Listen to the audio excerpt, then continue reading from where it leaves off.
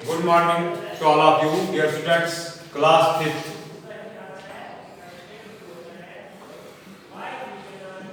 बेटा हमारा लेसन जो आज पढ़ रहे हैं शुजाअत,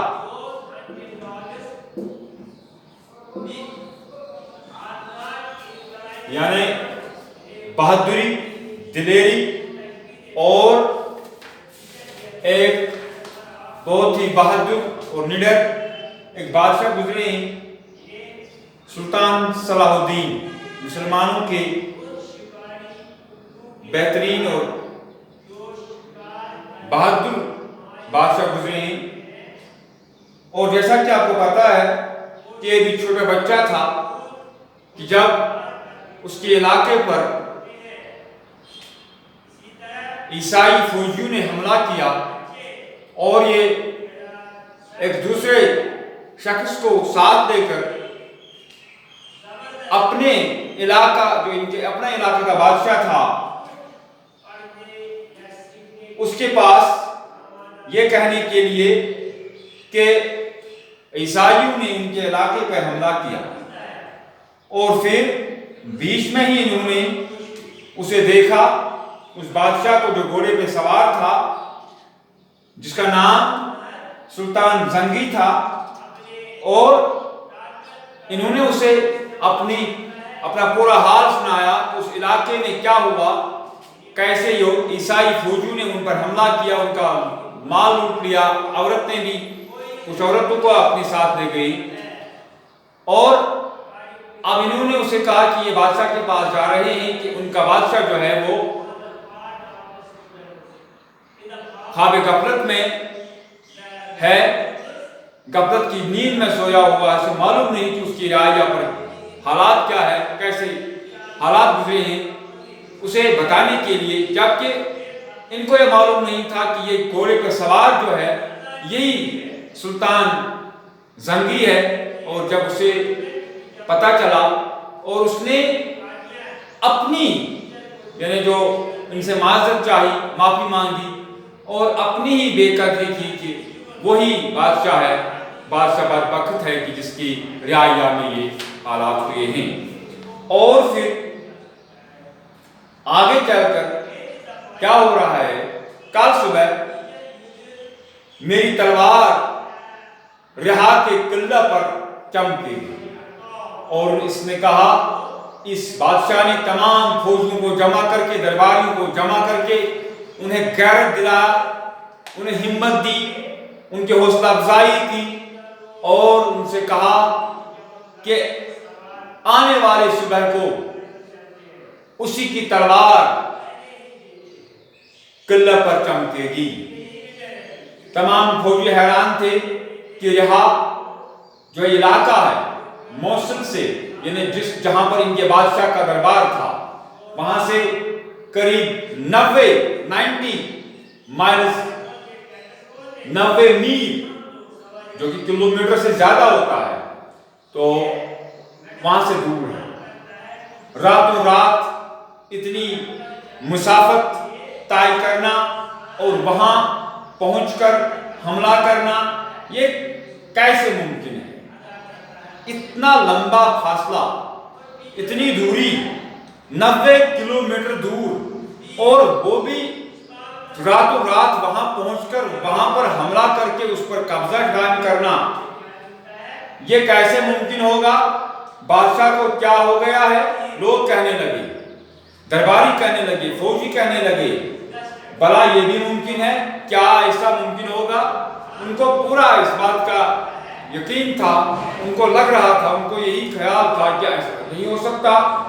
अभी लोग इम्कान ही पे गौर कर रहे थे और तमाम दरबारी, इस सुल्तान जंगी के जो दरबारी थे, जो इसके बादशाह थे, इसके फौजी सरबराह थे, तमाम कमांडर्स थे, वो अभी इस बात पर अपने अपने आप से गौर फिक्र कर रहे थे कि ये कैसे होगा, कैसे होगा, कैसे होगा, कि बीच में सलाहुद्दीन बोल उठा। ये नौजवान जो छोटा अभी था, बड़ा भी ज्यादा उतना नौजवान भी नहीं था, लेकिन बचपन के थोड़ा लड़कपन की तरफ, तो इसने ये बोल उठा, हम कल बादशाह के साथ होंगे, हम सब इसके साथ होंगे वहां पर। सब घबरा कर सलाहुद्दीन की तरफ देखने लगे। बैजू ने फिक्रे चुस्त किए कि मियाँ साहिबजादे जाओ खेलो कूदो, ये जंग है, बच्चों का खेल नहीं। कुछ लोगों ने, कुछ दरबारियों ने इस सलाहुद्दीन से कहा कि तुम अभी छोटे हो, तुम नहीं लड़ सकते, तुम अभी उस उम्र तक नहीं पहुंचे हैं कि जहां तुम लड़ सकते हैं, आप खेलो कूदो, ये खेल कूद नहीं, ये जंग है, तुम्हें दखल दर मामलात से काम क्या काम, आपको इन मामलात में दखल देने की जरूरत नहीं है। और फिर सुल्तान जंगी ने ये फिक्रे सुने, गुस्सा में चेहरा सुर्ख हो गया, गर्व कर बोला। और बादशाह ने जब ये अल्फाज सुने कि इस सलाहुद्दीन को कहा गया कि आप घूमो खेलो कूदो, तो वो बहुत उसे गुस्सा चढ़ गया। ये बच्चा कहता है, इसकी सूरत बताती है कि ये मेरा साथ देगा। और इस बादशाह ने जब सुल्तान इस सलाहुद्दीन की तरफ देखा तो उसे लगा और कहा कि इसका चेहरा बता रहा है, इसकी सोच बता रही है, इसका जज्बा बता रहा है कि ये मेरी मदद जरूर करेगा। अब तो फौजियों को बड़ी गैरत आई, सब तैयार हो गई। और फौजी ने सोचा कि जब ये बच्चा मदद कर सकता है तो फिर हम क्यों कह सकते हैं कि हम नहीं जा सकते। दूसरे दिन दोपहर तक रहा के फाटक पर पहुंच गए। इत्तेफाक से रहा का ईसाई बादशाह आराम करने के लिए एक दूर के देहात में चला गया था। जब ये वहां पहुंचे तो वहां ईसाई जो बादशाह था वो आराम के लिए थोड़ा दूर एक पास के गांव में गए थे। अब तो बड़ा अच्छा मौका मिल गया और इनके लिए एक बेहतर मौका ये था कि ये हमला करते। सुल्तान जंगी ने दावा बोल दिया, यानी हमला कर दिया इस किले पर। बड़ी जबरदस्त जंग हुई।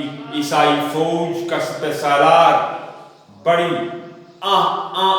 आन बान से सामने आया और ईसाई फौज का जो कमांडर था, उनका सिपह सालार था, वो आन बान के साथ शान शौकत के साथ सामने आया।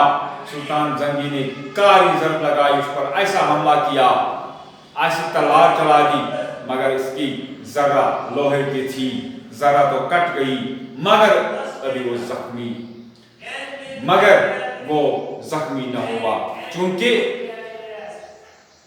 इस पर हमला हुआ मगर ये जर्रा जो इसने पहना हुआ था लोहे की, उस पर तो जरब लगी मगर वो जख्मी न हुआ। उसने सुल्तान पर बड़ा जबरदस्त हाथ मारा। नेजा पड़ा ही चाहता था कि सलाहुद्दीन बिजली की तरह बीच में आ गया। और अब उस कमांडर ने, उस सिपह सालार ने सुल्तान जंगी पर हमला किया, जवाबी हमला किया। और अभी यह हमला कामयाब हो जाता कि बीच में सलाहुद्दीन आ गया, मिर्जा सलाहुद्दीन। फिर उसने और जर्रा के कटे हुए हिस्सा पर इस जोर से वार किया कि सिपह सालार के दो टुकड़े हो गए। जो ये जर्रा इसने पहना था, इस पर जो एक जरब लग चुकी थी, तो वहां पर उसमें कुछ हिस्सा हो गए थे, टूटा हुआ था। तो दोबारा उसी जगह पर हमला हुआ और टूट गया। अब क्या कि इस सिपह सालार के दो हिस्से हो गए। सरदार का कत्ल होना था कि ईसाई फौज भाग खड़ी हुई। और जब ईसाई फौज ने देखा कि खुद उनका कमांडर ही पहले ही हमले में, दूसरे ही तलवार के हमले में उसके दो टुकड़े कर दिए गए, तो वो भाग खड़ी हो गई, यानी भागने लगे। और यहाँ पर मुसलमानों का कब्जा हो गया। मुसलमान औरतें वापस मिली और जिन औरतों को उन्होंने लिया था वो भी वापस मिली। वो माल असबाब भी सलाहुद्दीन की बहादुरी देखकर सब आशीष करने लगे।